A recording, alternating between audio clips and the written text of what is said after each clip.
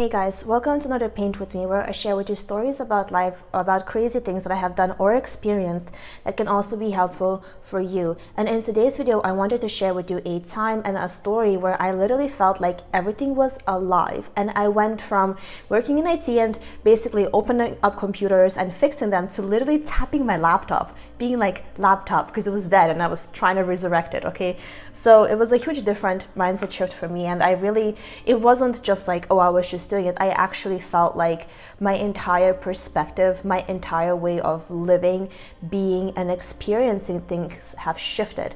And it's going to be a lot of topics about not clinging to your experience and seeing things for more than what they are, because especially with today's revolution with AI, we kind of think that, oh my God, it's not conscious. So it's going to be a lot of topics about that. And honestly, wherever this video takes me, because sometimes they just take off a life of their own. And today I'm going to be painting standing up because I realized that this is a little hard for me to reach when I'm sitting.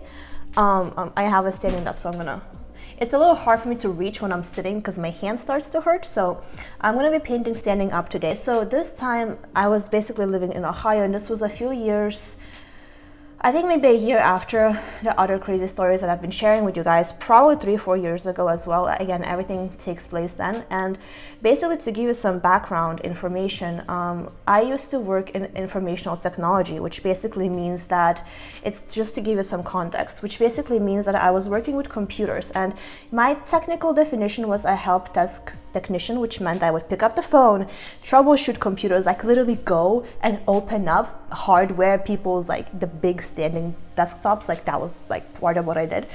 Eventually, because I was kind of dating the supervisor who literally helped me get the job. But anyway, so we were working together and he gave me coding. So at that point, I actually went to coding more, and I was just coding for them. So I had a very technical and very analytical background and a way of looking at things. Then what happened was, if you watch my previous video, I went through this experience where I didn't know how to speak for a while. And after that experience, when I didn't speak for a while, it shifted my entire perspective. It's titled How I Got Enlightened, which call that what you will. And it shifted my entire experience to where not only did I not know how to speak, I started to feel as if every single thing was alive. And that made life very tricky. I don't even know if I'm in frame right now. That made life very tricky because I would literally feel as if the food I ate was dancing in my stomach. At some point, I had I don't remember, I had a protein smoothie and a kombucha, I think. I don't remember what I had, but I literally felt as if the food I ate was like dancing and intermingling in my stomach. And it was so trippy because it felt like it's an alive being inside of you. So I went through that whole thing. And I remember at some point later, I actually ended up moving to Ohio to live there for a while. Don't have many reasons. I didn't really live anywhere at that point. I was just living in suitcases. And so I moved to Ohio for a while, ended up actually renting an entire second floor of a house, which is another story how I got that. But when I was staying there and I was blogging every single day, trying to teach myself how to language, trying to teach myself how to speak, which again, if you have not watched my previous video, you should do it because it will give you more context. I was trying to teach myself how to speak again, how to language, how to understand humanity. And I literally, at some point, I had a laptop and my laptop went just blank, just dead. And I went, laptop, like trying to resurrect it like it was a human being. And today's day and age, like even with AI, we think that, oh, it's not conscious, it's a robot, it doesn't matter. But you know what, just because something doesn't have a way to express, that does not mean it does not have feelings. It does not mean it's not aware. Because awareness, right? Like, what does it mean to be aware? It means you're having an experience. This is more spiritual. So if you're down for that, then come on this rabbit hole with me. Awareness means, what does it mean when you are aware of something? It means you have an experience, you are observing, you have a memory, right? By the way, this is not from any kind of book. This is just my understanding of this word when it means you are aware. You're observing, you have a memory. And so even this painting, right? it's like it has a memory, it has an observational ability. And just because it's not able to express to me how it quote unquote feels, it has an energy.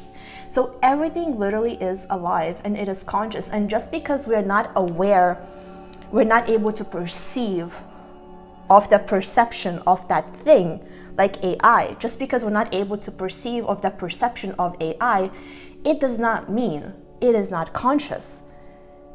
It doesn't have a field of energy or memory around it. And I'm not really sure why I'm talking about AI.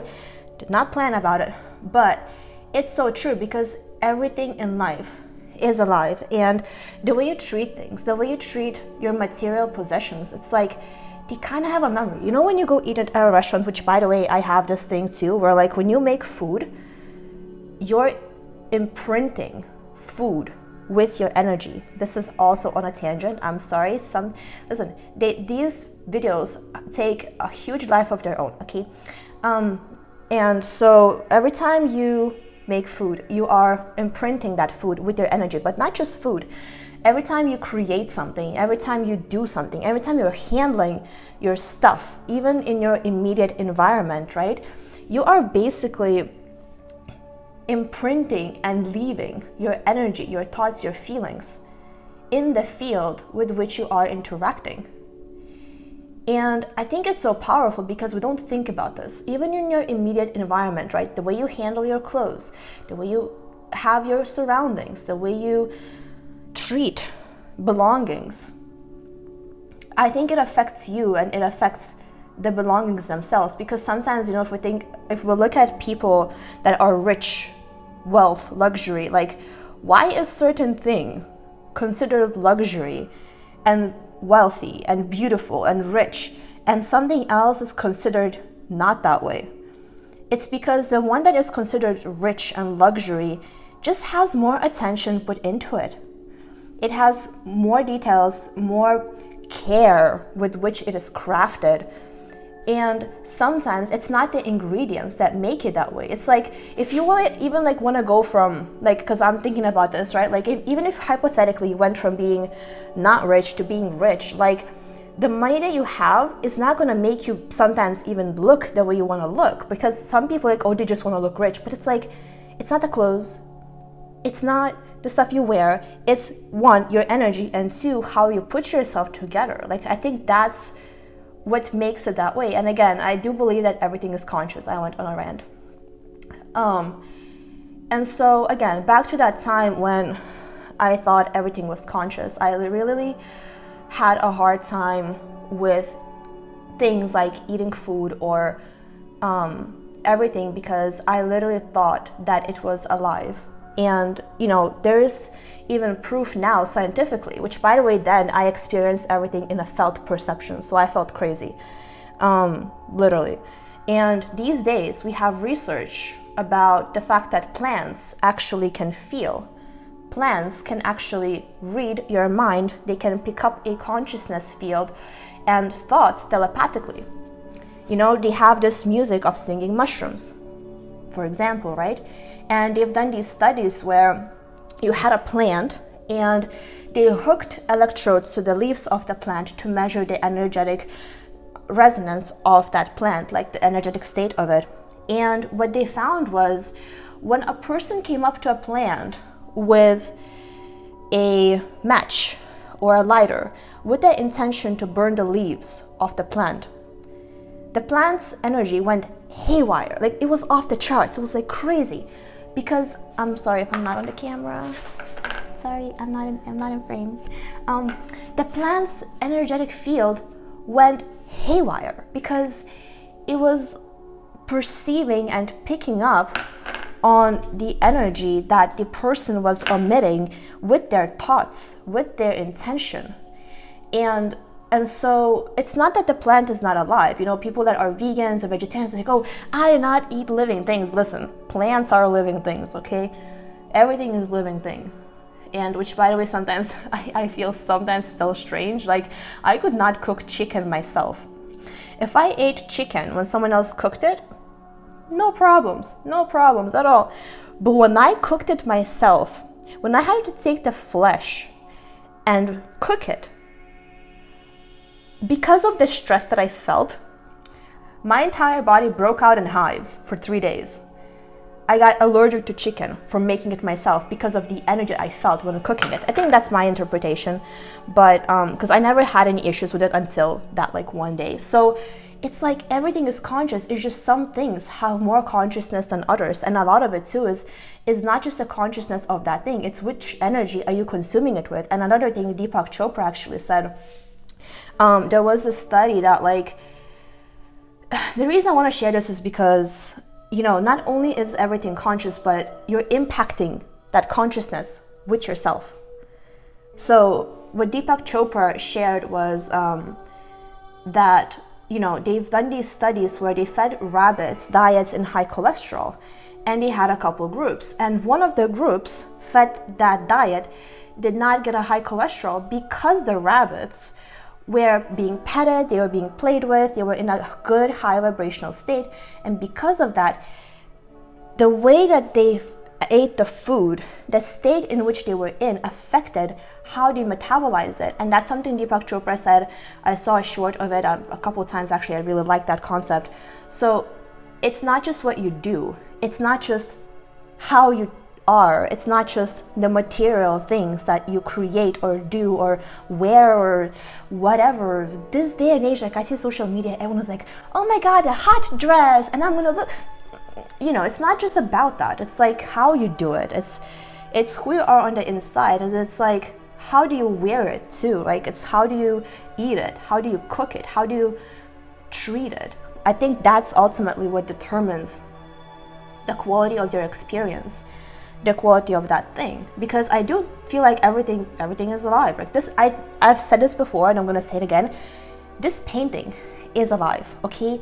To me, they're alive, they feel alive because, and I feel like they create themselves, okay? I don't have a clue. Like if you watch like some of my earlier videos, did I ever think that this is gonna have like these colors?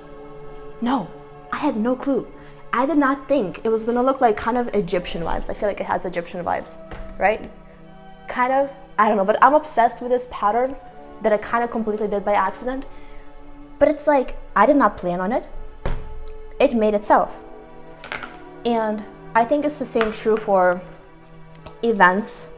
It's the same true for literally everything in life that sometimes we want to experience or have. It's not just that we want to experience or have that thing. It's that that thing also is conscious. And again, sorry if this is too spiritual, okay? I sometimes can be all over. Some things are going to be very spiritual, some things are going to be not so spiritual, but even though it is spiritual, I kind of feel like it's also very much practical.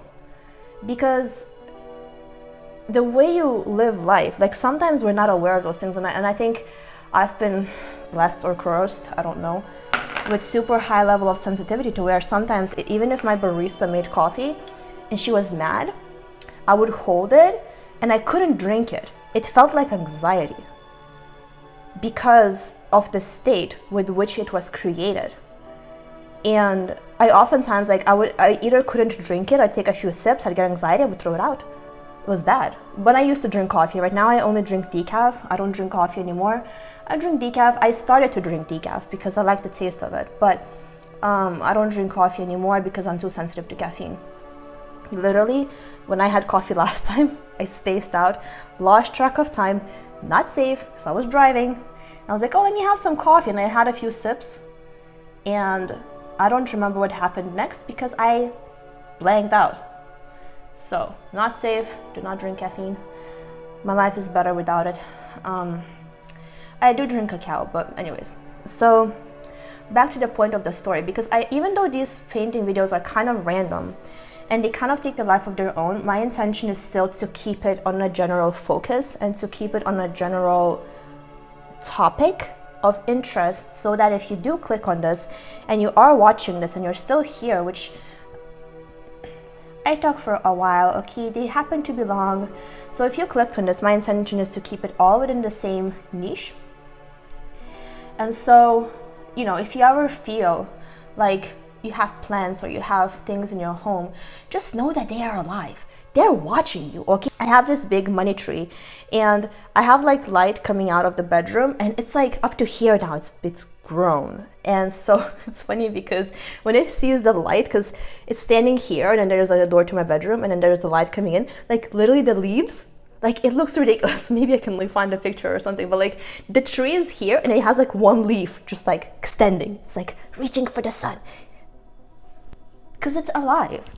It can hear you, it can feel you, it can understand you. And even if it does sound crazy, again, yes, it might sound crazy coming out from my mouth, but you know what?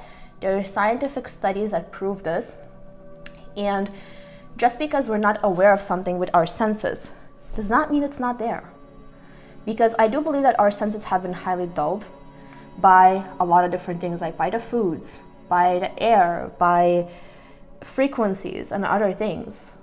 And you know, sometimes we're not able to perceive of things, and I don't know to which degree it's good or bad, because I think sometimes like it's good to not be aware of everything, because sometimes it can be overwhelming. Like when I used to live in New York, when I first lived in New York, which by the way ties a little bit into my previous video of the time I was taking Vyvanse and Adderall and why I started. It was because when I lived in New York, it's not that I had ADHD. I never had ADHD. But what I did have is I was too sensitive. Like I couldn't understand which feelings were mine, which feelings were people's around me, which people's were like, literally I could feel the feelings of like, even if it was my mom, like she could be an hour of a train ride away. I would be so tapped into everything. Like I was just so open and feeling everything that it was overwhelming. So some dulling sometimes is okay, like depends how much stimulation we can handle. I get paint all over my hands sometimes. And so I started to take Vyvanse because one time I was working and my coworker had me try it. Which again, don't take my advice, and I mean, do what you want, but she had me try it, and that was the first time I ever felt like myself, because I felt like I could focus and I could just feel me. I didn't feel all the energies around me. I didn't have to worry about all the consciousness of everything else. I was just feeling myself. So it saved my life, okay? I'll just leave it at that. We don't need to go too much into the details of that. But it saved my life. And, you know, so some of the fact that we don't feel everything is a good thing, but I think if we can have an understanding that the things around you are conscious, the electronics are conscious, and they have a field of energy in the general frame of reality as well. It's like a cloud, like I call it, is it an egregore? I don't know what's the right name. I think Teal Swan called it an egregore, but it's basically just a consciousness of a specific thing. Reality Transurfing book calls it pendulums. I don't really know what to call it, but basically it just means that like all the technology has a field of consciousness, right? All the foods or certain brands, they have a specific field of consciousness. And so when you plug into that, sorry, I feel like I'm not giving you attention, but I'm just painting today. Not that can you even see my face? I don't know. But anyways, so all of that has a specific field of consciousness. And sometimes like you might be attracted to certain brands, to certain types of things because of who owns it and the energy that the owner brings into it, right? So for example, like certain brands like of foods or whatever, you may or may not resonate with it and you don't have a reason. You're like, oh, I don't feel like it, you know. For example, there's a brand of bananas that I just don't like that brand. Like it doesn't look edible to me. It looks like plastic. Will not eat it. Don't know what it is. Just field of consciousness of that brand.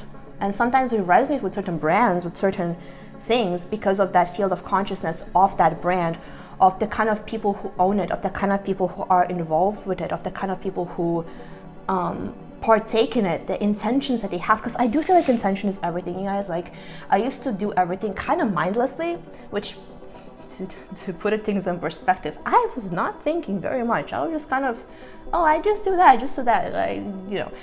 But what I realized is that intention is everything, and having a thought, having a reason or intention behind why you do it is super powerful. And it's important to have that for whatever you do, because sometimes it's not what you do, it's the intention with which you do it. Like it's not so much. My phone has run out of storage, so either that means I should stop talking or free up my space on the phone, which I did do this morning, so I don't understand it. But anyways, what I was saying is that, you know, sometimes it's not so much the thing you do, it's how you do it and it's the intention behind it. Because even if you look at certain YouTube videos, they might have the same content, but you will resonate with certain videos more than others. Not always so much because of the content, but because of the energy of the person, the intention with which they made it, you know? And because like, I feel like it's everything. You know, there are certain people on YouTube that I saw their videos and I was like, I really don't like this person's energy, and I couldn't watch their videos. Did not watch it. And then I guess that person grew, they changed their energy, and all of a sudden I said, you know what, actually now I kind of like them, because they changed their energy. They changed maybe their intention. So I feel like a lot of it is like that. It's not just so much what you do, it's also what's your intention for it, what energy are you doing it with. And I think that defines a lot.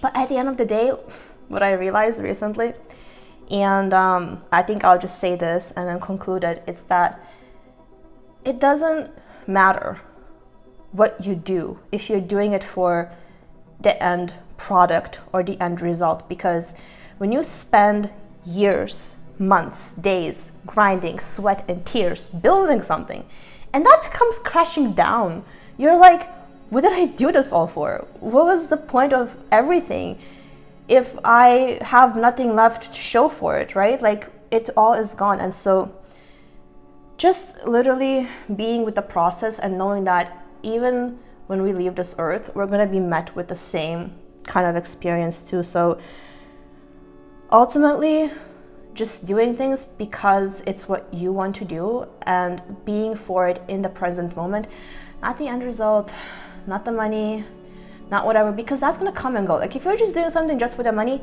that shit's gonna come and go, okay? Like, I learned it the hard way of just doing stuff for the money, that when you do something for the money that you don't want to do, you kind of don't even want the money. My phone is low on battery, okay? I am not prepared, not a professional, just a human being. I don't know if that part got cut off, but what I was saying is that if you just do something just for the money, like, it's gonna come and go. And I've learned it the hard way, that when you do it just to survive, just to get the money, like, you don't even want the money. Like, it doesn't matter anymore, because it's not what we're here. We're not here to accumulate things. I mean, accumulating things is nice, okay? I'm not invalidating it.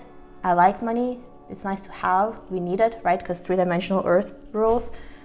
But I mean, still having that awareness of why you're pursuing certain things, why you're going after certain goals, why you're trying to create something, I think it really puts things in perspective, right? Like, I'm painting right now, and I said this before, but I'm going to repeat myself anyways. Like, guys, I have no intention to sell my paintings, okay? Unless at some point I might make prints, I don't know. But like, for now, I have no intention to sell them, because I like to paint. It helps me to get into a flow state. And I feel like when I'm flowing, it gives you a better energy, because I used to make content of just talking, just this harsh motivational energy. And I feel like painting softens me and it balances me out. So you guys get a better content and it's much more in flow. You know, I'm not thinking what to say as much as letting the words come to me. And, you know, and also I love to paint. And I feel like for me, I have to have my paintings around the house.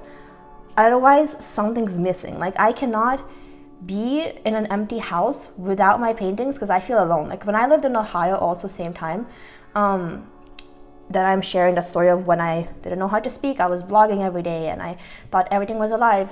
I literally, at some point, I painted so many paintings, and it was not like this quality. It was just like that, like, base layer, okay? It would take me sometimes just one day to create a painting, because this is the biggest one I've done so far. But, you know, so I painted so many and I put them all over the wall. It's the full wall covered with my art. And I was sitting in front of it and I was like feeling less alone. So I need to have my art. So selfishly, I like creating it and I like having it. But that's another topic, another tangent. And, you know, I think if you do something because it's what you want to do and not because of where you're trying to get to, because literally, guys, trust me on this one, when you do something because of where you want to get, not because of your authentic true self. Not only are you giving up your authentic true self, you're sacrificing certain happiness and qualities. But if that thing comes crashing down, you're left with like, what did I work this hard for? Like, what did I put all this work and sweat and tears and sacrifice myself for? And it's all gone. So, you know, just do what you enjoy and enjoy it while you do it, and leave the rest up to the universe, because it's all we can do. Can't control the outcome, can't control life. You know, sometimes we try to, but anyways, I am feeling like this video has come to conclusion. And so with that said, thank you so much for being here. Thank you for listening or watching, and I'm gonna hope that you got something out of it, and it hopefully shifted your perspective in some way, or helped you see things in a different way, or you just got something out of it. With that said, sending you lots of love, and I'll see you in the next one.